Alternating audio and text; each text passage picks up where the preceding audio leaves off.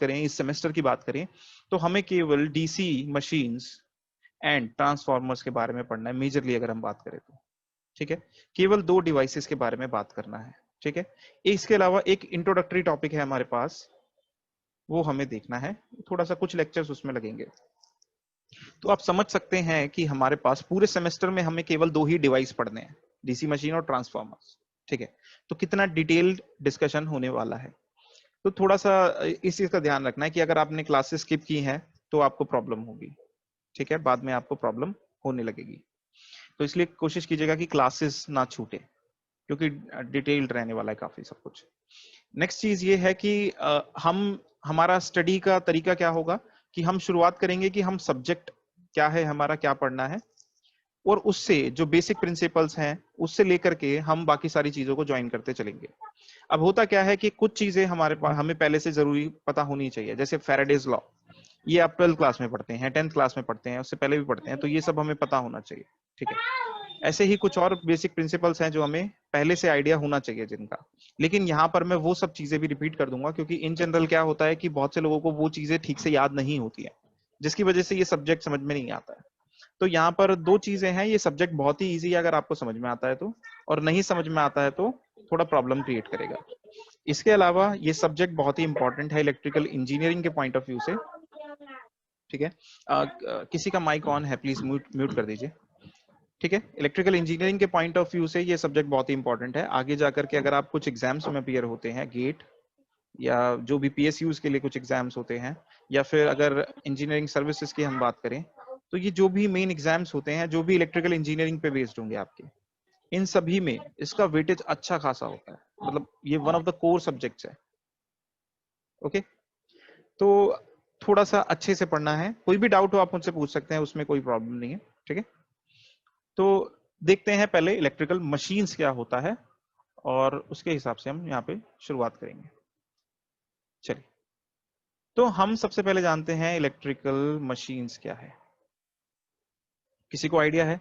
नाम से कुछ आइडिया लग रहा है कि ये इलेक्ट्रिकल मशीन होगी, यानी इलेक्ट्रिसिटी पे वर्क करने वाली चीज होगी। ठीक है, नेक्स्ट यहाँ पे क्या होता है कि इलेक्ट्रिकल मशीन्स क्या हो गई, कोई भी ऐसा डिवाइस जो इलेक्ट्रिकल एनर्जी को मैकेनिकल एनर्जी में कन्वर्ट करता है, इलेक्ट्रिकल एनर्जी को मैकेनिकल एनर्जी में कन्वर्ट करता है, या फिर मैकेनिकल एनर्जी को इलेक्ट्रिकल एनर्जी में कन्वर्ट करता है, उसको हम बोल देते हैं इलेक्ट्रिकल मशीन्स।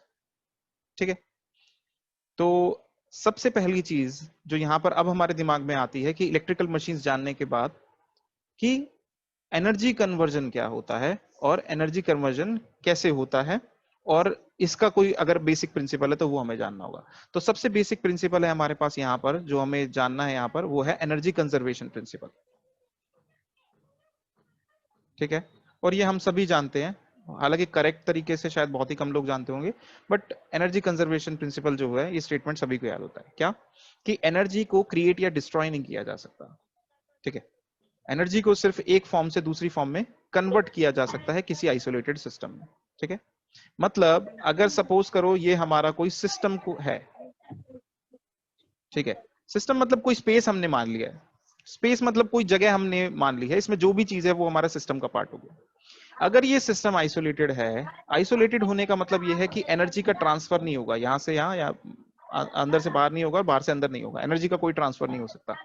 ना ही क्या होगा, ना ही आप बाहर से कोई वर्क करोगे सिस्टम के ऊपर, ना ही सिस्टम बाहर के किसी ऑब्जेक्ट के ऊपर वर्क करेगा। ठीक है, ऐसी चीज को हम बोलते हैं आइसोलेटेड सिस्टम। ठीक है, इस केस में जो टोटल एनर्जी होती है सिस्टम की, एनर्जी कंजर्व नहीं, टोटल एनर्जी जो होगी सिस्टम की वो क्या रहेगी, कंजर्व रहेगी, मतलब कांस्टेंट रहेगी। ठीक है, ये हमारा एनर्जी कंजर्वेशन प्रिंसिपल कहता है। लेकिन यहाँ पर एक चीज ये है कि जो एनर्जी है वो एक फॉर्म से दूसरी फॉर्म में कन्वर्ट हो सकती है। ठीक है, एनर्जी कन्वर्ट हो सकती है एक फॉर्म से दूसरी फॉर्म में, लेकिन डिस्ट्रॉय या क्रिएट नहीं हो सकती इस ऐसे सिस्टम में। ठीक है, तो हमें भी क्या करना है, हमें भी एक ऐसा डिवाइस लेना है जो कि एनर्जी को एक फॉर्म से दूसरी फॉर्म में कन्वर्ट कर दे। ठीक है, अब हम यहां पर देख सकते हैं कि अगर ये सिस्टम हो आइसोलेटेड,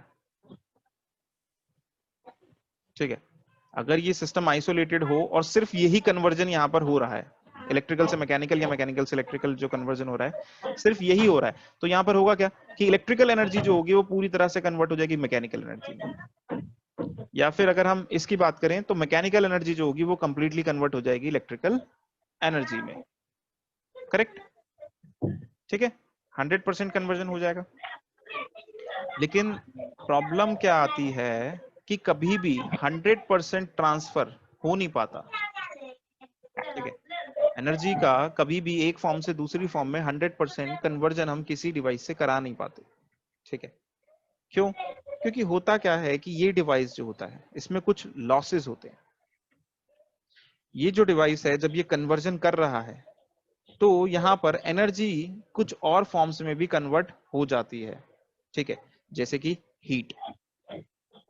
ठीक है, आप लोगों ने शायद अपने बेसिक इलेक्ट्रिकल टेक्नोलॉजी के कोर्स में पढ़ा होगा मशीन्स के बारे में, वहां पे आपने कुछ लॉसेस के बारे में पढ़ा होगा। जैसे फ्रिक्शन विंडेज लॉस होता है हमारे पास, जैसे रोटेटिंग पार्ट होंगे, मशीन घूमेगी तो क्या होंगे यहाँ पे फ्रिक्शन एंड विंडेज लॉसेस होंगे।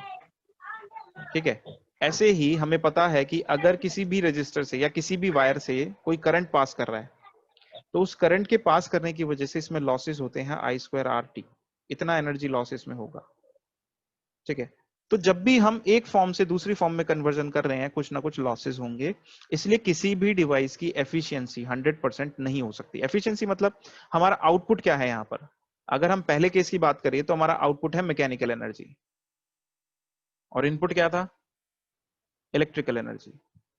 तो 100% कन्वर्जन हमें नहीं मिल पाएगा, कभी भी किसी भी केस में 100% कन्वर्जन नहीं मिल पाएगा। अब जितने परसेंट कन्वर्जन आपको मिल गया है एनर्जी का, that will be the efficiency of the device. और जैसे जैसे हम आगे बढ़ते चले जाएंगे हम देखेंगे कि एफिशिएंसी कैसे कैलकुलेट करनी है किसी पर्टिकुलर डिवाइस के लिए। अब तक अगर किसी को कोई डाउट है तो प्लीज आस्क मी गाइस। किसी को कोई डाउट है? No sir. चलिए नो सर। ठीक है, तो हमें इन डिवाइसेस के बारे में देखना है और इनकी एनर्जी कन्वर्जन के बारे में बात करना होगा। ठीक है, और ये कन्वर्जन के वक्त हम ये चीज भी दिमाग में रखेंगे, ध्यान में रखेंगे कि हमेशा कुछ ना कुछ लॉसेस होंगे। नेक्स्ट हमारे पास क्या है अब, ओके 1 सेकेंड। नेक्स्ट हमारे पास क्या है कि अब हमें बात करनी है ट्रांसफॉर्मर्स के बारे में भी। तो ट्रांसफॉर्मर क्या करते हैं, आपने अपने बेसिक इलेक्ट्रिकल टेक्नोलॉजी के कोर्स में देखा होगा। क्या ट्रांसफॉर्मर इलेक्ट्रिकल को मैकेनिकल में या मैकेनिकल को इलेक्ट्रिकल में कन्वर्ट करता है? क्या नहीं करता, इसमें एनर्जी कन्वर्जन नहीं होता। ठीक है, यहां पर क्या होता है, यहां पर भी इलेक्ट्रिकल एनर्जी लेता है ये और इलेक्ट्रिकल एनर्जी ही ये देता है। डिफरेंस क्या होता है, वोल्टेज लेवल का या करंट लेवल का डिफरेंस होता है। ठीक है, तो जिस वोल्टेज या करंट पे इनपुट ले रहा है उस लेवल को ये कभी कभी चेंज कर देता है, मतलब मैक्सिमम टाइम चेंज कर देता है। कभी कभी हम चेंज नहीं भी कराना चाहते, वोल्टेज और करंट सेम ही लेना चाहते हैं, उस केस में हम उसके लिए उसको आइसोलेशन या फिर दूसरे पर्पस के लिए यूज करते हैं, वो हम बाद में डिस्कस करेंगे। लेकिन अगर हम ट्रांसफार्मर की बात करें तो यहां पर भी क्या होगा, इलेक्ट्रिकल एनर्जी से इलेक्ट्रिकल एनर्जी में ही कन्वर्जन होगा, तो ये इलेक्ट्रिकल मशीन नहीं है। ठीक है, तो कई बुक अगर हम देखेंगे तो उन पर टाइटल लिखा होता है इलेक्ट्रिकल मशीन्स एंड ट्रांसफार्मर। क्यों? क्योंकि अगर हम टेक्निकली बात करें तो ट्रांसफार्मर जो है वो इलेक्ट्रिकल मशीन्स में नहीं आता है। लेकिन इन आई मीन बहुत ज्यादा कोई डिफरेंस ना होने की वजह से, क्योंकि इलेक्ट्रिकल एनर्जी पे ही वर्क करता है, इसलिए हम इसको इसी कोर्स में पढ़ लेते हैं। ठीक है, तो ट्रांसफार्मर्स भी हमें यहाँ पर पढ़ना है। ठीक है, ट्रांसफार्मर हम बाद में पढ़ेंगे, पहले हमें पढ़ना पड़ेगा डीसी मशीन्स के बारे में। ठीक है, तो हमने देखा कि हमारे पास ऐसे कन्वर्जन के 3 तरह के डिवाइसेस पॉसिबल हैं। क्या? Generator, motor and transformer.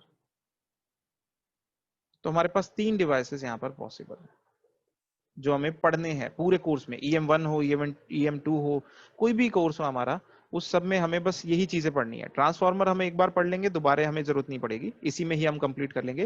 लेकिन जनरेटर और मोटर हमें दोबारा पढ़नी पड़ेंगी नेक्स्ट सेमेस्टर में। ठीक है, कोई डाउट है तो बताइए, अदरवाइज विल। क्या हुआ, क्या प्रॉब्लम आ रही है? बार बार डिस्कनेक्ट हो रहा है क्या आप लोगों का कनेक्शन? No sir. चलिए नो सर। ठीक है, तो अब आप मेरे को अब थोड़ा सा पार्टिसिपेट आप खुद भी कीजिएगा, मुझे बताइए कि कोई ऐसा डिवाइस बताइए जो इलेक्ट्रिकल एनर्जी को मैकेनिकल में कन्वर्ट करता है। फैन। Okay, good. तो हमारे पास फैन है, जो हम जब स्विच ऑन करते हैं तो वो इलेक्ट्रिकल एनर्जी को लेता है और उसको कन्वर्ट कर देता है मैकेनिकल में। मैकेनिकल एनर्जी का मतलब क्या होता है? मैकेनिकल एनर्जी हमारे पास दो तरह की होती है, दो फॉर्म में हमारे पास एग्जिस्ट करती है, ठीक है। एक होती है काइनेटिक एनर्जी और दूसरी हमारे पास पोटेंशियल एनर्जी। तो यहाँ पे हमें काइनेटिक एनर्जी मिल रही है, फैन के जो ब्लेड्स होंगे वो मूव करने लगेंगे, so we are getting the kinetic energy, correct, fine. तो हमारे पास फैन हो गया। और कोई डिवाइस हमारे पास? तो हमारे पास घरों में मोटर होती है, वो इलेक्ट्रिसिटी लेती है और पंप कर देती है वाटर को, ठीक है। तो इस डिवाइस को जो इलेक्ट्रिकल एनर्जी लेकर के मैकेनिकल में कन्वर्ट कर रहा है, इसको हम बोल देते हैं मोटर, ठीक है। यहाँ पर डिवाइस जो हो गया, जो कन्वर्जन का काम जो कर रहा है, वो मोटर कर रही है काम, ठीक है। फैन जो हो गया वो पूरा हमारा डिवाइस हो गया, जो हमें कुछ हमारे पर्पस को सर्व कर रहा है, पूरा सिस्टम हो गया। लेकिन यहाँ पे मोटर जो है वो क्या काम कर रही है? वो इलेक्ट्रिकल को मैकेनिकल में कन्वर्ट कर रही है। अच्छा, इसी तरह से कोई एग्जांपल बताइए जिसमें मैकेनिकल से इलेक्ट्रिकल में कन्वर्जन हो रहा हो। जनरेटर। जनरेटर। तो जनरेटर क्या करता है? इलेक्ट्रिकल एनर्जी को, तो मैकेनिक हाँ, मैकेनिकल को इलेक्ट्रिकल में कन्वर्ट कर देता है। मैकेनिकल को इलेक्ट्रिकल में। गुड। लेकिन अभी तो हमने देखा कि इलेक्ट्रिकल एनर्जी तो कोई भी फॉर्म में हो जनरेट की ही नहीं जा सकती, तो फिर इसको जनरेटर क्यों बोलते हैं? तो एक्चुअल में इसका फिर नाम उसको मैकेनिकली चेंज। हाँ, वो बेसिकली काम तो ये कन्वर्जन का ही परफॉर्म कर रहा है, ठीक है, परफॉर्म तो ये कन्वर्जन ही कर रहा है, लेकिन इसका नाम जनरेटर है। थोड़ा सा मिसगाइडिंग है, लेकिन ठीक है, एक बार कॉइन कर दी हमने टर्म, तो हम उसी को यूज कर रहे हैं। तो हमारा जो भी डिवाइस मैकेनिकल एनर्जी को इलेक्ट्रिकल में कन्वर्ट कर रहा है, ठीक है, उस मशीन को हमने बोल दिया जनरेटर। अब जनरेटर हम कहां देखते हैं? जनरेटर हम कहां पर देखते हैं? तो जनरेटर इन जनरल तो अब हमारे घरों में होता नहीं है। पहले तो क्या हुआ करता था कि जनरेटर हमारे घरों में भी हुआ करता था, जब इलेक्ट्रिसिटी की प्रॉब्लम हुआ करती थी, बहुत टाइम पहले की, लगभग 15 साल पहले की बात है, तो घरों में भी मिल जाता था जनरेटर, ठीक है। तो वो क्या करता था, डीजल हम उसमें फिल कर देते थे। उस डीजल की मदद से क्या होता था, मैकेनिकल एनर्जी जो है, मतलब डीजल जब बर्न होता था, उससे जो मैकेनिकल एनर्जी प्रोड्यूस हो रही है, ठीक है, उसको हम इलेक्ट्रिकल में कन्वर्ट करा लेते थे। और कहाँ जनरेटर यूज करते हैं हम? अब इसके अलावा फैक्ट्रीज में यूज होता है, बड़ी बड़ी इंडस्ट्री में यूज होता है जनरेटर, ठीक है। जैसे कि मैं आपको एक एग्जांपल बताता हूं, जैसे हम लोग बीएसएनएल में जब थे, मतलब मैं पहले बीएसएनएल में जब था, मतलब लगभग मैं 2 साल वहां काम कर चुका हूँ। तो जब मैं बीएसएनएल में था, तो वहां पर क्या है कि लैंडलाइंस हमारे पास हुआ करते थे ना, ठीक है। तो जितने भी लोगों के लैंडलाइंस कनेक्टेड होते थे, वो हमारे पास एक सर्वर हुआ करता था, ठीक है। वहां पर पूरा ये कनेक्शन हुआ करते थे सभी लोगों के। अब उस एक बार अगर इलेक्ट्रिसिटी चली जाए, तो ये पूरा सेटअप जो हो गया वो डाउन हो जाता था। जैसे ये पूरा सेटअप डाउन हुआ, सारे जो कनेक्शन है अफेक्टेड हो जाएंगे, कोई भी काम नहीं करेगा। और इस सेटअप को वापस अप करने में घंटों लगा करते थे, और ये मतलब बहुत ही इमरजेंसी की कंडीशन हो जाती थी। बहुत सारे लोगों को, बहुत सारे इंजीनियर्स को इधर से उधर से बुलाना पड़ता था, बहुत सारे टास्क परफॉर्म करने पड़ते थे। तो ये बहुत ही हेडेक का काम हो जाता था, और इतने में सफर करते रहते थे हमारे कस्टमर्स भी। तो अब उस वजह से क्या होता था, हम यहाँ पर एक बैकअप में रखते थे इन्वर्टर, ठीक है, इसको बैकअप देने के लिए। और उसके साथ ही साथ दो जो है हम डीजी सेट रखा करते थे। डीजी मतलब डीजल जनरेटर सेट, हमारे पास दो रखा होते थे, बड़े बड़े जनरेटर सेट हुआ करते थे। मैं आपको दिखा देता हूँ कुछ इस तरह से, ठीक है, ये कुछ इस तरह, ये जो राइट हैंड साइड में आप देख सकते हो ना पिक, इस तरह से दो हमारे पास जनरेटर सेट हुआ करते थे। वो यही काम करते थे, डीजल से जो एनर्जी मिल रही है, ठीक है, उसकी जो केमिकल एनर्जी है उसको मैकेनिकल में कन्वर्ट करके वापस से हम किस में, इलेक्ट्रिकल में कन्वर्ट कराते थे, ताकि ये जो है हमारा जो एक्सचेंज है वो डाउन ना हो, ठीक है। इसके अलावा जनरेटर कहाँ यूज होता है? जो सबसे प्राइमरी यूज है जनरेटर का, क्या कोई जानता है कि प्राइमरी लोकेशन क्या होती है? हाँ बोल। पावर प्लांट में होता है, थर्मल पावर प्लांट में इलेक्ट्रिसिटी प्रोड्यूस करने के लिए हाँ, वेरी गुड, वाटर के प्रेशर से। करेक्ट। तो यहाँ पर हमारे पास सबसे जो प्राइमरी लोकेशन है ना जनरेटर की,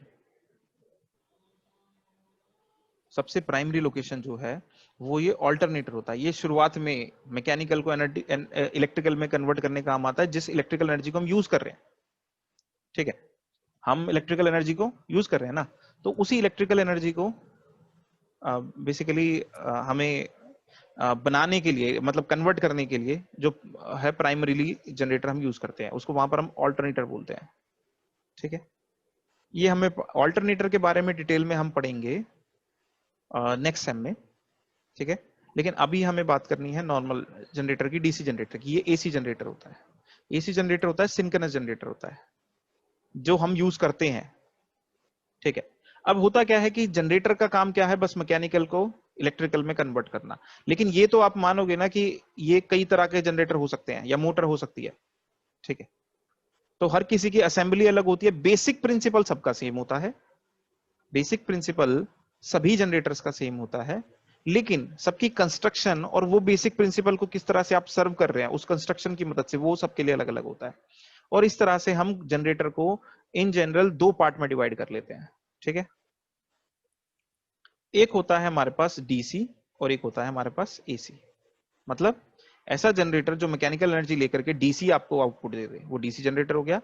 और अगर एसी करंट आपको दे रहा है तो वो आपका एसी जनरेटर हो गया। ठीक है, ये हमारा एसी होता है ऑल्टरनेटर जो हम प्राइमरीली यूज करते हैं। हमें जो EM1 में पढ़ना है वो डीसी जनरेटर के बारे में पढ़ना है।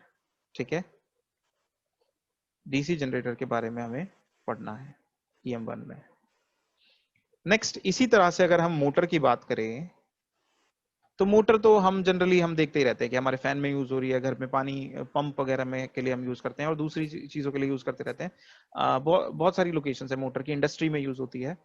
तो इसी तरह से मोटर को भी हम दो पार्ट में क्लासिफाई करते हैं। अगेन इसकी भी असेंबली वेरी करेगी और यहाँ पर इसको भी हम डीसी और एसी में डिवाइड करते हैं।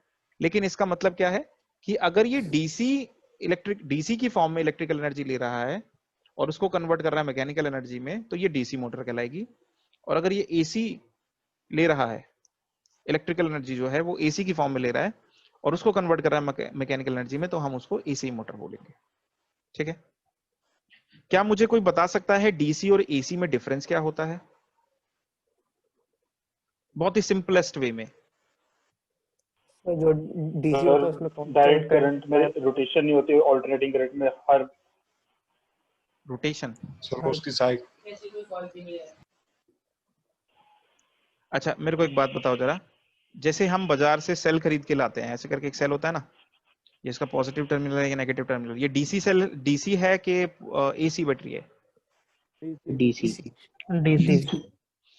डीसी में अगर आप सिंपलेस्ट वे में इसको याद रखना चाहते हो तो वो ये है कि जब भी मतलब करंट जो होगा उसकी बस एक ही डायरेक्शन पॉसिबल है। ठीक है, करंट की एक ही डायरेक्शन पॉसिबल है। क्या हुआ, कुछ प्रॉब्लम आ रही है क्या स्टूडेंट्स? No sir. ये 34 कैसे हो गए पार्टिसिपेंट्स? मेरे ख्याल से तो 29 है। सर सेकंड शिफ्ट भी था। सेकंड शिफ्ट भी है ना। चलिए ठीक है, ठीक है, ये हम इशू आज रिजॉल्व कर लेंगे, सेकंड शिफ्ट वाला भी। ठीक है, तो यहाँ पर ये डीसी है। डीसी में अगर हम बात करें, हाँ आयुष बोलिए। आयुष कुछ पूछना है क्या? नहीं सर, वो गलती हो गया। चलिए कोई बात नहीं। तो डीसी की हम बात करें तो करंट जो होता है केवल एक ही डायरेक्शन में फ्लो करता है सर्किट में, ऐसे सर्किट को हम डीसी सर्किट बोलते हैं। ठीक है, एसी में क्या होता है, करंट की डायरेक्शन क्या होती रहती है, चेंज होती रहती है। ठीक है, जिसको हम स्मॉल आई से भी डिनोट करते हैं। तो इसमें करंट की जो डायरेक्शन होगी वो क्या होती रहेगी, चेंज होती रहती है। कभी एक साइड में जा रहा है, कभी दूसरी डायरेक्शन में मूव कर रहा है करंट। ठीक है, ये हमारा जो है सबसे इजी भाषा में अगर हम इसको याद रखना चाहते हैं तो वो ये है इसका। ठीक है, अभी तक कोई डाउट हो तो बताइए, नहीं तो अब हम एक सिनेरियो डिस्कस करेंगे कि कैसे हम जनरेटर से जनरेट करते हैं। चलिए, तो आप मेरे को बताओ, सिंपल सी चीज बताओ कि मुझे कन्वर्ट करना है किसी भी फॉर्म से, एनर्जी हमने ली है, किसी भी फॉर्म से हमने एनर्जी ली है, मुझे बस चाहिए इलेक्ट्रिकल एनर्जी, तो मैं क्या कर सकता हूं? क्या कोई मतलब क्लास में ऐसा है जिसको आइडिया है कि अगर मुझे इलेक्ट्रिकल एनर्जी चाहिए तो मैं क्या कर सकता हूं? अब ये मत बोलना कि जनरेटर यूज करना है, वो तो ठीक है, वो तो हमने डिवाइस बना रखा है, लेकिन मुझे प्रिंसिपल की फॉर्म में चाहिए। ठीक है, जैसे कि सपोज करो मुझे चाहिए काइनेटिक एनर्जी, ठीक है, या फिर मुझे काइनेटिक एनर्जी चाहिए, तो मैं क्या करूंगा, एक ऑब्जेक्ट को थ्रो कर दूंगा तो उसको वेलोसिटी मिल जाएगी, it will be having some kinetic energy. Okay, तो यहाँ पे हमें कोई इशू है नहीं। अगर मुझे पोटेंशियल एनर्जी चाहिए तो मैं उसको रेज कर सकता हूँ। अगर मुझे ग्रेविटेशनल पोटेंशियल एनर्जी चाहिए तो मैं किसी ऑब्जेक्ट को रेज कर सकता हूँ, तो वो पोटेंशियल एनर्जी उसकी बढ़ जाएगी। ठीक है, नेक्स्ट मुझे इसी तरह से प्रिंसिपल की फॉर्म में बात करनी है। सिंपलेस्ट वे मुझे बस जानना है कि अगर मुझे इलेक्ट्रिकल एनर्जी चाहिए तो मैं क्या कर सकता हूँ। क्या कोई ऐसा प्रिंसिपल है, कोई कुछ भी ऐसी चीज है जिसकी मदद से हम इलेक्ट्रिकल एनर्जी बना सकते हैं? कहिए, बताइए। इलेक्ट्रॉन को फ्लो करवा सकते हैं। हाँ इलेक्ट्रॉन को फ्लो करवाना। हाँ, उसके लिए मुझे क्या करना पड़ेगा? इलेक्ट्रॉन को देखो, जैसे मान लीजिए अगर यहाँ पे मैं खड़ा हूँ, ठीक है, अगर मुझे फ्लो कराना है, मुझे मूव कराना है, तो मुझे धक्का दे दोगे तुम लोग, मैं मूव करने लगूंगा। ठीक है, लेकिन यहाँ पर सपोज करो एक वायर है, इसके अंदर इलेक्ट्रॉन है, फ्री इलेक्ट्रॉन है इसके अंदर, इसको तुम मूव कराना चाहते हो तो हम इसको धक्का तो दे नहीं सकते जाकर के कि भाई भागे यहाँ से, और जब मूव करने लगेगा तो करंट मिल जाएगा। उसके लिए क्या करना पोटेंशियल पड़ेगा? डिफरेंस। पोटेंशियल सर एक डिफरेंस। फील्ड क्रिएट कर देंगे, इलेक्ट्रिक फील्ड। ओके, सर हम मैग्नेटिक फील्ड के अंदर रोटेटर को रोटेट करवा सकते हैं, ताकि अगर हम मैकेनिकली करवाएंगे तो इलेक्ट्रिकल एनर्जी प्रोड्यूस हो जाएगी। हाँ करेक्ट। तो लास्ट वाला आंसर भी ज्यादा अप्रोप्रिएट, मतलब जो मुझे सुनना था वो था। बाकी ये चीज भी सही है कि इलेक्ट्रिक फील्ड चाहिए, लेकिन इलेक्ट्रिक फील्ड कैसे मिलेगी? ये भी सही है कि बैटरी लगा देंगे, लेकिन बैटरी मतलब कैसे? वो भी अल्टीमेटली इलेक्ट्रिक फील्ड ही क्रिएट करेगी, तो वो कैसे होगा? ठीक है ना, बैटरी के लिए हम क्या कहते हैं, बैटरी एक वोल्टेज दे रही है ना, तो ये वोल्टेज अल्टीमेटली कहाँ से आएगी? ठीक है, तो उसके लिए हमने एक बेसिक प्रिंसिपल पढ़ा है, बहुत ही आपको याद होगा, फैराडेज लॉ। ठीक है, कि कोई ऐसा है जिसने फैराडेज लॉ का नाम ना सुना हो? ठीक है, इसकी मदद से हम क्या कर सकते हैं, इलेक्ट्रिकल मतलब ईएमएफ जनरेट कर सकते हैं। बताओ, ठीक है ना, ईएमएफ जनरेट कर सकते हैं। तो ये देखो जरा, फैराडेज लॉ की बात करते हैं। अगर फैराडेज लॉ क्या कहता है कि अगर हमारे पास कोई मैग्नेटिक फील्ड है, ठीक है, अगर हमारे पास कोई मैग्नेटिक फील्ड है और इसमें अगर हम किसी कंडक्टर को मूव कराते हैं तो इस कंडक्टर में ईएमएफ जनरेट हो जाएगी। ठीक है, यानी इसमें वोल्टेज जनरेट हो जाएगी if it is moving and it is cutting the electric field lines. ठीक है, सॉरी, मैग्नेटिक फील्ड लाइंस को अगर ये कट कर रहा है तो इसके अंदर एक ईएमएफ इंड्यूस हो जाएगी। और ये ईएमएफ अगर हमें मिल जाती है, यानी अगर ये वोल्टेज मिल जाती है, तो इसी वोल्टेज को मैं क्या कर सकता हूँ, किसी सर्किट में कनेक्ट कर सकता हूँ।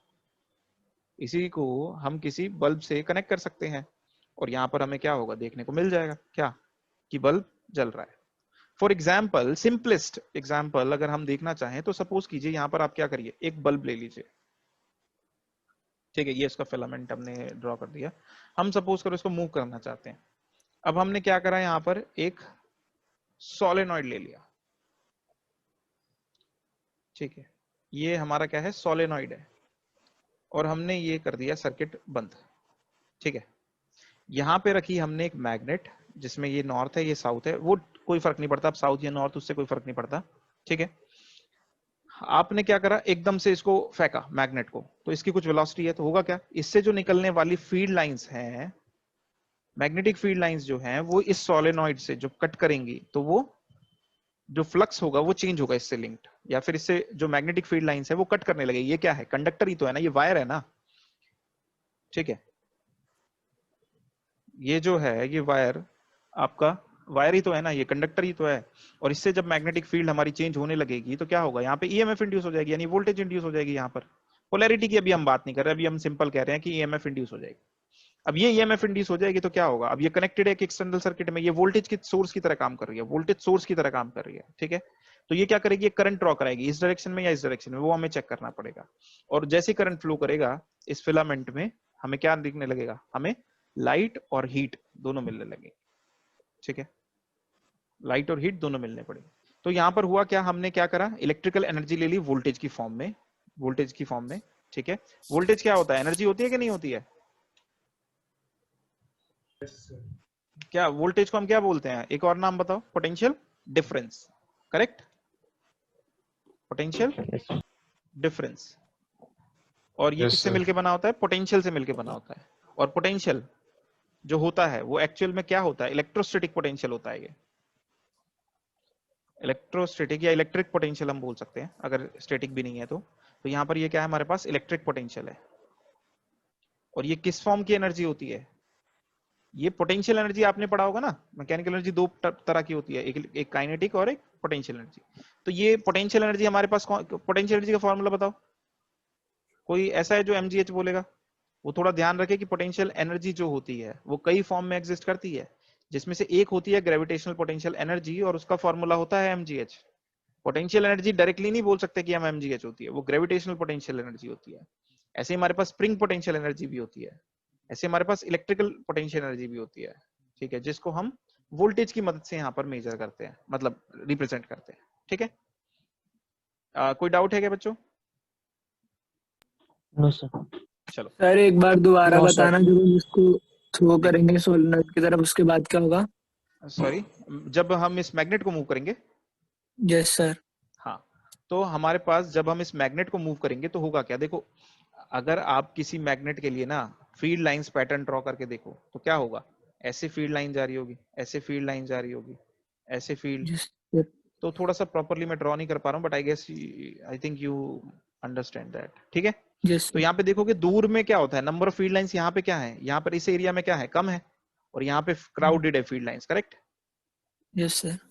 अब देखो जरा, अगर मैं इस एंड को लेके जाऊंगा कॉइल की तरफ यानी सोलेनॉइड की तरफ, तो होगा क्या, अभी जो इससे लिंक्ड फील्ड लाइंस है वो कम है, मान लो 3 लाइन लिंक कर रही है, जैसे पास लेके गया 5 हो गई, 10 हो गई, मतलब ये एग्जांपल के लिए बोल रहा हूँ, बहुत सारी लिंक कर रही होंगी पर मैं अभी बोल रहा हूँ फॉर एग्जांपल कि 3 से लेकर के 5 हो गई या 10 हो गई, तो क्या होगा, फील्ड लाइंस चेंज हो गई ना इससे, इस वायर से, तो यहाँ पे ईएमएफ इंड्यूस हो जाएगी इस कॉइल के अक्रॉस।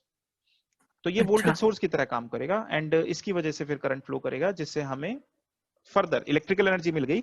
अब इसी इलेक्ट्रिकल एनर्जी को हमने लाइट और हीट में कन्वर्ट करा लिया, ठीक है। अब यहाँ पर भी तुम देख सकते हो कि हमें चाहिए तो लाइट थी, लेकिन हीट क्या मिल रही है हमें, यहाँ पे मिल रही है हीट, हमें एडिशनल हमें हीट मिल रही है।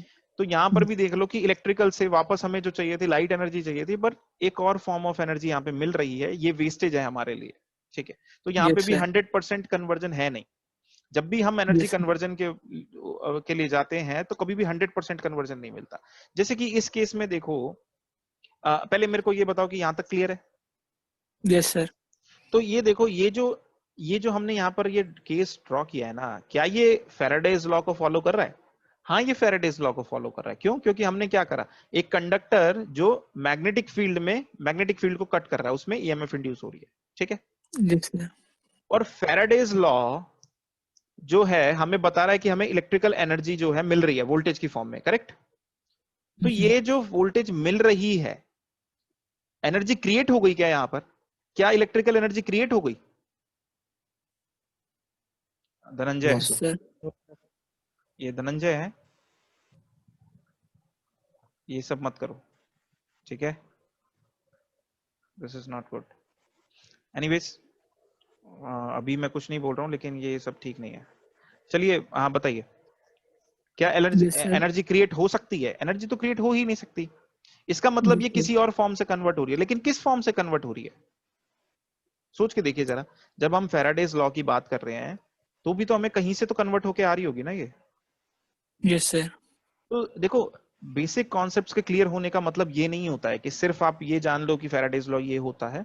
अगर आपको बैकग्राउंड नहीं पता है, बेसिक प्रिंसिपल से अगर आप किसी फिनोमेना को जोड़ नहीं सकते, तो आपको कभी भी कोई भी सब्जेक्ट में मतलब अच्छी से नॉलेज हो नहीं सकती, ठीक है।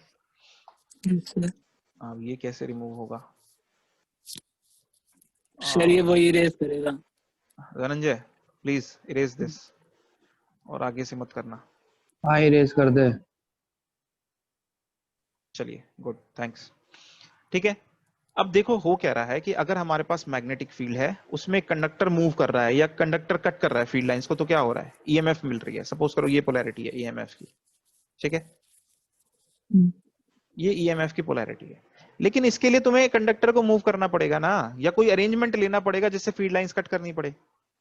yes, अगर तुम खुद कंडक्टर को मूव कर रहे हो तो इसका मतलब तुम क्या कर रहे हो, उसके ऊपर वर्क कर रहे हो। किसी भी ऑब्जेक्ट को जब तुम डिस्प्लेस कर रहे हो, फोर्स लगा करके, तुम फोर्स लगाओगे ना और उसको डिस्प्लेस करोगे कुछ डिस्टेंस से, तो इसका मतलब तुम उसके ऊपर कुछ वर्क कर रहे हो, यानी कुछ एनर्जी तुम उसको दे रहे हो। और वो एनर्जी ये क्या है, मैकेनिकल एनर्जी है ना, ये आप क्या कर रहे हो, काइनेटिक एनर्जी दे रहे हो उसको, और वो कन्वर्ट हो रही है इलेक्ट्रिकल एनर्जी में। तो ऐसा नहीं है कि हमारे पास एनर्जी ये क्रिएट हो गई है, ठीक है, ये एनर्जी भी कन्वर्ट होके आ रही है। कहां से? मैकेनिकल एनर्जी से। मैकेनिकल लेकिन जब हम ऐसा करेंगे तो हमें क्या फील होगा, इसको समझने की कोशिश कीजिए कि जब हम ये हमें कैसे पता चलेगा कि ये एनर्जी कम हो रही है। देखो, जब हमने इस कंडक्टर को मूव करना शुरू करा, ठीक है, सर जब sorry sir, please last line repeat कर दो। हाँ चलिए मैं दोबारा रिपीट कर देता हूं। ये बात आपको क्लियर हो गई है क्या कि हमारे पास जो मैकेनिकल एनर्जी थी इसको मूव करने की वजह से, जो मैकेनिकल एनर्जी थी वो इलेक्ट्रिकल में कन्वर्ट हो गई है? इसमें कोई डाउट है तो बताइए। No sir. ठीक है, हम क्या कर रहे हैं, मैकेनिकल एनर्जी को किस में कन्वर्ट कर रहे हैं, इलेक्ट्रिकल में कन्वर्ट कर रहे हैं। लेकिन हमें कैसे पता चलेगा? देखो, मैकेनिकल एनर्जी क्या होनी चाहिए, कम होनी चाहिए ना। अगर इलेक्ट्रिकल आपको मिलने लगी तो इलेक्ट्रिक मैकेनिकल कम होनी चाहिए, सिंपल सा फंडा है। तो ये Yes, कैसे sir. आपको पता चलेगा कि मैकेनिकल कम हो रही है? क्या आपने कभी इस बारे में सोचा है? ठीक है, तो उसके लिए क्या होगा कि आप ये एक्सपेरिमेंट करके देख सकते हैं। एक चीज तो ये है तरीका, और अगर नहीं करके देख सकते हैं, अभी हमारे पास वो फैसिलिटी नहीं है, तो हम क्या कर सकते हैं, इसको समझ तो सकते ही हैं। तो मैं आपको बताता हूं, जैसे सपोज कीजिए आपने इसको थ्रो किया 20 किलोमीटर पर आवर की स्पीड से, ये कंडक्टर को सपोज करो, ठीक है तो सर। आप थोड़ी देर बाद देखोगे कि इसकी स्पीड जो है कम होने लगेगी, इसकी जो Yes, sir. वेलोसिटी है वो कम होने लगेगी। कम होने लगेगी का मतलब काइनेटिक एनर्जी क्या होती है, हाफ mv²। Yes. इसकी वेलोसिटी कम होने लगेगी और उससे इसकी काइनेटिक एनर्जी कम होने लगेगी, और वो एनर्जी किस में कन्वर्ट होती जा रही है, इलेक्ट्रिकल एनर्जी में कन्वर्ट होती जा रही है। देखो, अगर यहाँ पे फ्रिक्शन भी नहीं है, एयर फ्रिक्शन वगैरह भी नहीं है, कुछ भी नहीं है, तब भी आप ये देखोगे कि ये काइनेटिक एनर्जी क्या होने लगेगी, कम होने लगेगी। कम। ये काइनेटिक एनर्जी जो है वो किस में कन्वर्ट हो रही है, इलेक्ट्रिकल Electrical एनर्जी में कन्वर्ट हो रही है। कैसे कन्वर्ट हो रही है, इसका माध्यम है वर्क डन। ठीक है, हमने क्या करा, एक फोर्स लगाई, या फिर एक और तरीके से आप इसको देख सकते हो कि सपोज करो अब आपने इसको थ्रो नहीं किया है, बस मतलब ऐसा नहीं है कि 20 किलोमीटर पर आवर की स्पीड से इसको फेंक दिया है और उसके बाद आप इसको ऑब्जर्व कर रहे हो। अब आप क्या कर रहे हो, कंटिन्यूअसली इसके ऊपर फोर्स लगा रहे हो। ठीक है, कंटिन्यूअसली आप क्या कर रहे हो, इसके ऊपर फोर्स लगा रहे हो और इसको मूव कराने की कोशिश कर रहे हो कंटिन्यूअसली।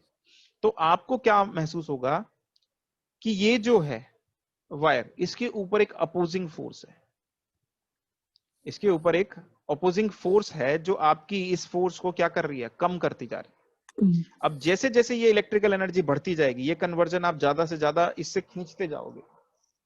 जो फोर्स आपने अप्लाई की थी उसके काउंटर ये जो फोर्स डेवलप हो रही है, ये बढ़ती जाएगी, बढ़ती जाएगी, बढ़ती जाएगी, बढ़ती जाएगी। ठीक है, ठीक है। और Yes, sir. इस तरह से जो आपने वर्क किया है, जो नेट फोर्स इसके ऊपर वर्क कर रही है, वो क्या होता जाएगा, यहाँ पे कन्वर्ट होता चला जाएगा इलेक्ट्रिकल एनर्जी में। मुझे अब आप ये बताइए कि कितने लोगों को समझ में आया ये चीज, कुछ है, कोई ऐसा है जिसको डाउट है इसमें? एक बार मुझे बता दीजिए अगर आपको प्रॉब्लम हो रही है तो। सर लास्ट में थोड़ा क्लियर नहीं हुआ बस। देखिए, थोड़ा सा ना यहाँ पर हमारे मैं समझ सकता हूँ, देखो 12th के जो कॉन्सेप्ट है ना वो भी काम आएंगे, बहुत ज्यादा कुछ नहीं, इसमें बट आप हाँ बोलिए।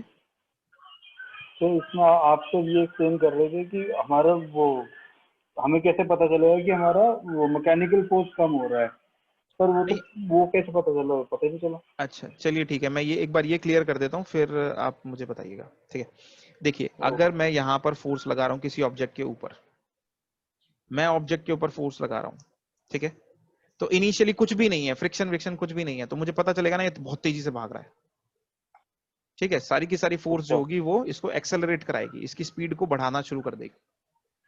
सपोज करो यहाँ पे मैंने एक छोटी सी फोर्स बिल्ड कर दी, तो क्या होगा, अब जो स्पीड बढ़ रही थी ना पहले, वो कम होनी शुरू हो जाएगी। मतलब उतनी, मतलब स्पीड तो बढ़ेगी अभी भी, क्योंकि नेट फोर्स किस डायरेक्शन में, इसी डायरेक्शन में है, लेकिन अब उतनी तेजी से नहीं बढ़ेगी जितनी तेजी से पहले बढ़ रही थी। सपोज करो इस फोर्स को मैंने और बढ़ा दिया, तो नेट फोर्स जो हो जाएगी ये और कम हो जाएगी। अगर मैं इसके इक्वल कर दूंगा तो क्या हो जाएगा, नेट फोर्स क्या हो जाएगी, 0 हो जाएगी, अगर दोनों इक्वल है तो। ठीक है, उस केस में हो क्या रहा है, यहाँ पे क्या हो गया, नेट फोर्स क्या हो गई, यहाँ पे 0 हो गई। ठीक है, मतलब आपका जो कन्वर्जन है वो फुली कन्वर्ट हो रही है, जो आप एक्सेलरेट कराना चाह रहे थे ऑब्जेक्ट को, या जो एक्सेलरेशन आप करा रहे हो ऑब्जेक्ट को, तो उसकी मदद से जितना भी मतलब आप उसको एनर्जी दे रहे हो, वर्क, जितना भी वर्क उसके ऊपर कर रहे हो, वो सारा का सारा कन्वर्ट हो रहा है किसमें, इलेक्ट्रिकल एनर्जी की फॉर्म में कन्वर्ट हो रहा है। ठीक है, थोड़ा सा मैं आपको यहाँ पे रिकमेंड करूंगा कि आप ना एक बार ये चीज पढ़ के आइएगा, वर्क डन क्या होता है और एनर्जी ट्रांसफर और वर्क डन में क्या रिलेशन होता है। अगर वो थोड़ा सा आप समझेंगे ना यहाँ पर, तो बहुत बेहतर रहेगा। मतलब बिल्कुल ऐसे क्लियर हो जाएगी ना पिक्चर आपको, इलेक्ट्रिकल मशीन्स के हर चीज आपको दिखने लगेगी। मतलब इस सब्जेक्ट में जो सबसे इंपॉर्टेंट काम है वो विजुअलाइजेशन है, और विजुअलाइजेशन उतना ही स्ट्रांग होगा आपका जितना ये बेसिक कॉन्सेप्ट है जो जितने आपके क्लियर होंगे। ठीक है, तो होता क्या है कि जब हम इलेक्ट्रिकल एनर्जी हमें मिलने लगेगी, कब, जब हम इसके ऊपर फोर्स लगाएंगे, हम इसके ऊपर वर्क करेंगे। लेकिन जैसे जैसे ये एनर्जी कन्वर्ट होनी शुरू होती रहती है, वैसे वैसे इसके ऊपर अपोजिट फोर्स भी आपको मिलेगी। ठीक है, एक अपोजिंग फोर्स आपको मिलेगी इसके ऊपर। ठीक है, ये अपोजिंग फोर्स ही क्या करा रही है, ये इसको कन्वर्ट करा रही है। जैसे आपने ट्रांसफार्मर में एक बैक ईएमएफ पढ़ा होगा, आपने ट्रांसफार्मर में या DC motor, yes sir, yes sir, yes अगर सर। आपने पढ़ा होगा तो बैक ईएमएफ होता है। तो सिस्टम क्या करता है, देखिए एक मैं थोड़ा सा और आसान भाषा में इसको समझाने की कोशिश करता हूं। हमें एक एनर्जी की फॉर्म को दूसरी एनर्जी की फॉर्म में कन्वर्ट करना है। ठीक है, उसके बीच का एक माध्यम होगा। अब ये एक एनर्जी जब दूसरे में कन्वर्ट हो रही है, one form of energy when it is getting converted into another form, तो हो क्या रहा है, ये एनर्जी रिड्यूस होनी चाहिए और वो बढ़नी चाहिए। ठीक है, ठीक है। अब अगर हम इस केस की बात करें तो हमने क्या करा, हम यहां पर वर्क डन कर रहे हैं, और वर्क डन को किस में कन्वर्ट कर रहे हैं, एनर्जी, इस form of energy, second form of energy जो कि इलेक्ट्रिकल एनर्जी है। तो ये वर्क जो है ये घटना चाहिए ना, जो वर्क तुम कर रहे हो यस इसके सर, ऊपर ये घटना चाहिए। अगर ये बढ़ रहा है तो ऐसा थोड़ी होगा कि ये भी बढ़ रहा है और ये भी बढ़ रहा है, या फिर ये उतना ही है और ये बढ़े जा रही है, ऐसा तो होगा नहीं, पॉसिबल नहीं है ऐसा। तो यहाँ पर होता क्या है, अब वर्क डन घटेगा कैसे, डिस्प्लेसमेंट तो आपको प्रॉपर मिल रहा है। मान लो आपकी जो मोटर है या कोई भी जो डिवाइस है वो कांस्टेंट वेलोसिटी से मूव कर रहा है। ठीक है, तो वो कांस्टेंट वेलोसिटी से रोटेट कर रहा है या मूव कर रहा है मैग्नेटिक फील्ड में, तो इसका मतलब डिस्प्लेसमेंट तो उतना ही है। ठीक है, तो हो क्या रहा है, यहाँ पे जितनी फोर्स आपने लगाई थी, मान लो आपने 10 न्यूटन फोर्स लगा रखी है, तो यहाँ पे क्या हो रहा है, एक फोर्स डेवलप हो रही है। अगर कांस्टेंट वेलोसिटी से मूव कर रहा है तो ये भी क्या होगा, 10 न्यूटन फोर्स होगी, जो क्या करेगी, इसकी वेलोसिटी को कांस्टेंट रख रही है, वेलोसिटी को बढ़ने नहीं दे रही। अब आप सोच के देखो कि अगर ये फोर्स नहीं होती तो वेलोसिटी बढ़ती, क्यों, क्योंकि एक नेट फोर्स है और वो किसके बराबर होती है, वो एक्सेलरेट कराती है ऑब्जेक्ट को। अगर नेट फोर्स है तो वो ऑब्जेक्ट को एक्सेलरेट कराएगी, लेकिन ये एक्सेलरेट नहीं कर पा रहा। एक्सेलरेट होने का मतलब क्या है, वेलोसिटी का बढ़ना, वेलोसिटी के बढ़ने का मतलब क्या है, काइनेटिक एनर्जी बढ़ना। तो हम क्या कर रहे थे, एक्चुअल में काइनेटिक एनर्जी बढ़ा रहे थे, लेकिन बढ़ने नहीं दे रहा। कौन नहीं बढ़ने दे रहा, ये अपोजिंग फोर्स। अपोजिंग फोर्स, और ये क्या करा रही है, ये इस वर्क डन की मदद से ये क्या करा रही है, ये इसे इलेक्ट्रिकल एनर्जी में कन्वर्ट करा रही है। वर्ट कर रहे हैं। ठीक है, ठीक है, तो इस तरह से कन्वर्जन होता यस है। सर, नेट फोर्स जीरो हो गई, नेट वर्क डन क्या हो गया, जीरो। क्यों, क्योंकि ये क्या हो गया, पूरा का पूरा एनर्जी जो है वो कन्वर्ट हो रही है इस फॉर्म में। अभी हम आइडियल केस मान के चल रहे हैं। अभी किसी को कोई डाउट है तो मुझे बताइए। ठीक है, तो अब हमें क्या पता चला, अब हमें एक बेसिक प्रिंसिपल समझ में आया, या एक बेसिक चीज समझ में आई, अगर हमारे पास बेसिक अंडरस्टैंडिंग है कि हम मैकेनिकल वर्क करके, ठीक है, हम क्या कर सकते हैं, हम इलेक्ट्रिकल एनर्जी पा सकते हैं फैराडेज लॉ की मदद से। और इसका जरिया होते हैं हमारे पास पावर प्लांट्स। ठीक है, इसका जरिया है क्या है, हमारे पास पावर प्लांट्स है। पावर प्लांट्स क्या होते हैं, हमारे पास डिफरेंट डिफरेंट टाइप के पावर प्लांट होते हैं। जैसे आपने सुना होगा hydro electric power plant, nuclear power plant. ठीक है, इसके अलावा हमारे पास कोल से चलने वाले पावर प्लांट होते हैं जिनको हम थर्मल पावर प्लांट बोलते हैं। ठीक है, और भी दूसरे हैं, बहुत सारी फॉर्म्स हैं, किसी में भी हम कन्वर्ट कर सकते हैं, जैसे डीजल हो गया। ठीक है, हो क्या रहा है, बेसिक प्रिंसिपल यही है कि हमें इलेक्ट्रिकल एनर्जी चाहिए, हमें कन्वर्ट करना पड़ेगा। ठीक है, तो हम क्या करते हैं, हाइड्रो में क्या करते हैं, एक बहुत ऊंचाई से पानी को नीचे गिराते हैं। बहुत ऊंचाई पे होने के कारण पानी में mgh पोटेंशियल एनर्जी होती है, जो कि नीचे आते आते किस में कन्वर्ट होनी शुरू हो जाती है, काइनेटिक एनर्जी में कन्वर्जन हो रही है, हाफ mv² में। देखो जरा, यहाँ पे पानी जब ठहरा हुआ था तो वेलोसिटी कितनी, जीरो, तो काइनेटिक एनर्जी कितनी, जीरो। लेकिन जैसे जैसे नीचे गिरता रहेगा इसकी स्पीड बढ़ती रहेगी। ठीक है ना, जैसे हम अगर एक स्टेयर केस की बात करें तो स्टेयर केस से कूदेंगे तो जब हम धरती से टकराएंगे तो कम स्पीड से टकराएंगे, लेकिन अगर छत पे से कूद जाओगे तो क्या होगा, ज्यादा स्पीड से टकराओगे। तो तुम में थोड़ी कोई चेंज आया है, बस स्पीड में चेंज आया है। क्यों चेंज आया है? क्योंकि आप जब छत से कूद रहे हो तो आपके पास mgh पोटेंशियल एनर्जी ज्यादा है, और वो सारी की सारी कन्वर्ट हो जाएगी काइनेटिक एनर्जी में, और तो इंपैक्ट जो होगा ज्यादा क्रिएट होगा। ठीक है, इसीलिए हम वाटर को हाइट पे लेके जाते हैं, डैम्स बनाते हैं, वाटर को हाइट पे लेके जाते हैं। उससे क्या होता है, यहाँ पर ये कन्वर्ट हो रहा है काइनेटिक एनर्जी में। इसकी मदद से हम टरबाइन को रोटेट करते हैं। अब टरबाइन रोटेशन से होता क्या है, देखो यहाँ पर इसके अंदर क्या होते हैं, कंडक्टर्स होते हैं। ठीक है, और अंदर हम क्रिएट करके रखते हैं एक मैग्नेटिक फील्ड। तो वो क्या होते हैं, जैसे जैसे ये रोटेट होना शुरू होगा, यहाँ पर जैसे हमें ये काइनेटिक एनर्जी मिल रही है, इससे ये क्या होगा, ये रोटेट करेगी हमारी क्या बोलते हैं, प्राइम मूवर को रोटेट करेगी, और कंडक्टर्स जो होंगे मैग्नेटिक फील्ड को कट करने लगेंगे, और उससे हमें इलेक्ट्रिक एनर्जी मिलने लगेगी। ये प्रिंसिपल है यहाँ पर। तो अल्टीमेटली तो हमें वर्क कराना है ना, चाहे हम वो वाटर हेड से कराएं, चाहे हम किसी और जरिए से कराएं। जैसे हमारे पास थर्मल पावर प्लांट है, या डीजल है, या न्यूक्लियर, इसमें क्या करते हैं हम, इनकी एनर्जीज को, जो केमिकल एनर्जी है, उसको पहले हम कन्वर्ट करते हैं हीट में। ठीक है, और फिर उससे वापस से हम टरबाइन को रोटेट कराते हैं। आपको समझ में आ रहा है बच्चों? Yes sir. जैसे इसमें क्या करेंगे हम, Yes, sir. कोयला जलाएंगे, डीजल है, पेट्रोल है, जो भी है, हम उसको जलाएंगे। जलाने से क्या हो रहा है, हीट प्रोड्यूस हो रही है, चाहे ये हो, हीट प्रोड्यूस हो रही है। तो हमने पहले इसको कन्वर्ट करा हीट में, फिर वो हीट किस में कन्वर्ट होगी, हम वाटर यूज करेंगे, या कोई भी कूलेंट यूज करेंगे, या वाटर यूज करेंगे यहाँ पे, सॉरी, और उससे हम क्या करेंगे, इसकी सारी हीट को ले लेंगे, वहां पे हम स्टीम जनरेट करेंगे फिर उससे, और वो स्टीम क्या करेगी, टरबाइन के ब्लेड्स को रोटेट करेगी। वो जो रोटेट करेगी, तो जैसे हमारा जो जनरेटर होगा वो कुछ ऐसा दिखेगा। अभी मैं मोटर का डायग्राम दिखा रहा हूं, पर आप इससे समझने की कोशिश कीजिए। ये देखिए, ये जो है, ये क्या होगा, इससे कनेक्टेड है ये पूरे कंडक्टर। तो ये रोटेट होने लगेंगे, अंदर हमने मैग्नेटिक फील्ड क्रिएट कर रही है, उसको कट करने लगेंगे, और इलेक्ट्रिकल एनर्जी हमारी जनरेट हो जाएगी। ठीक है, इस तरह से कन्वर्जन हो जाएगा। तो अलग अलग पावर प्लांट है हमारे पास, लेकिन बेसिक प्रिंसिपल ये है। तो यहां पर हमने क्या सीखा है, अगर हम बात करें तो मेन हमने ये सीखा है कि हमारा एनर्जी कन्वर्जन हमें चाहिए था, हमें तो इलेक्ट्रिकल एनर्जी चाहिए थी। कैसे चाहिए, उसके जरिए कई हो सकते हैं।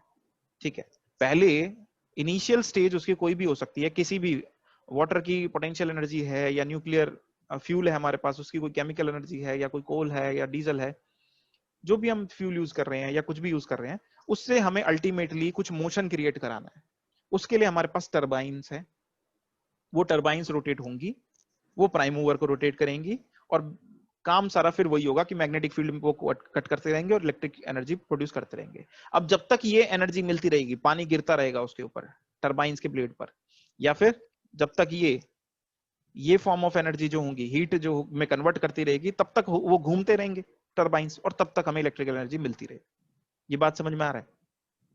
तब जब Yes, तक sir. ये काम होता रहेगा, तब तक हमें इलेक्ट्रिकल एनर्जी मिलती रहेगी। तो हम समझ पा रहे हैं ना कि अब हमें कोयला क्यों चाहिए, फ्यूल क्यों चाहिए। पहले तो हम बस ये बोलते हैं कि कोयला चाहिए, उससे बिजली बना दी हमने, ठीक है, लेकिन क्यों चाहिए ये काम, या फिर हमें पानी जो होगा उसका हेड होना चाहिए यहाँ पे। ऐसा नहीं है कि बस ये पानी सूख गया यहाँ पर तो फिर ये बिजली बन जाएगी, नहीं, ये डिवाइस अकेले कुछ नहीं कर सकता, ये सिर्फ कन्वर्ट कर रहा है, उसको एनर्जी चाहिए मैकेनिकल एनर्जी की फॉर्म में। तो उसके हमारे पास कई जरिए हो सकते हैं, जिनमें से कुछ एग्जांपल्स ये है। तो आप आगे कुछ सेमेस्टर्स में देखोगे, पावर प्लांट इंजीनियरिंग भी पढ़ोगे, तो उसमें आप इन तरह तरह के पावर प्लांट में क्या क्या असेंबली होती है उसके बारे में डिटेल में डिस्कस करोगे। ठीक है, अभी तक कोई डाउट है तो बताइए, नहीं तो हम आगे बढ़ते हैं। ठीक है, so okay, I think 45 minutes हो चुके हैं हमारे पास, या 40 मिनट्स हो चुके हैं। तो देखते हैं, जैसे बंद हो जाएगा तो आप दोबारा से ज्वाइन कर लीजिएगा, मैं लिंक शेयर कर दूंगा, या इसी लिंक से शेयर वापस ज्वाइन कर लीजिएगा। सर नेक्स्ट क्लास भी है। हाँ, लेकिन ये लेक्चर तो 55 मिनट्स का है ना। अच्छा, ये बताओ पहले कि बोरिंग लग रहा है क्या लेक्चर? नहीं सर। No sir. इंफॉर्मेटिव लग रहा है कि कुछ समझ में आ रहा है कुछ? ये हाँ, तो सबसे Yes, पहला sir. काम Yes, तो हम sir, एक आ रहा काम है, ये समझ कर में आ लेते रहा है। हैं कि इसकी मैं प्रिंट स्क्रीन, एक सेकेंड बस मुझे दे दो, अटेंडेंस हम ले लेते हैं थोड़ा सा।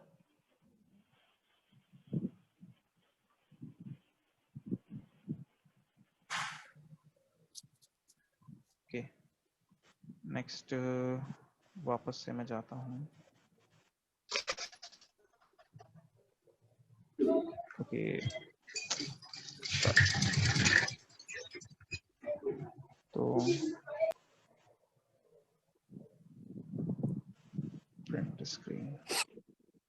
कोई डाउट है तो पूछ लीजिए आप मुझसे इतने मीनवाइल।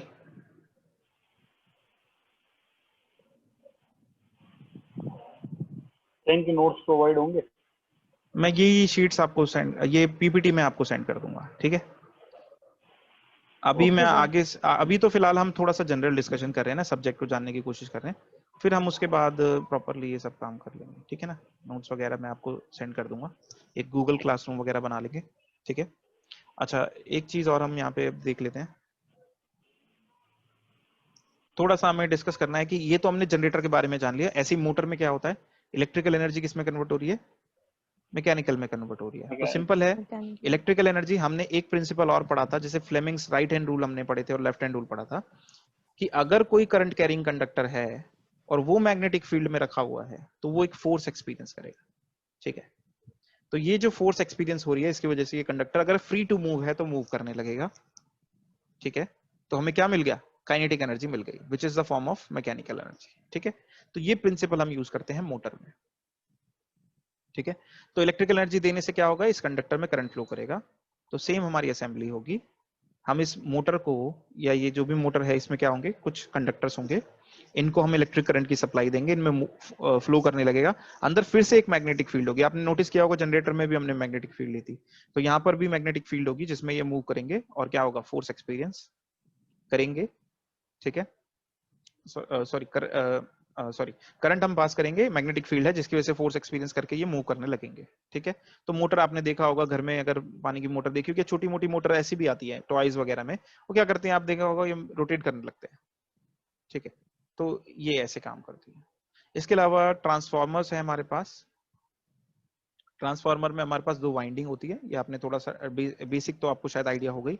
तो दो टर्मिनल है, दो तरह के ट्रांसफार्मर होते हैं, एक सिंगल फेज और एक 3 फेज।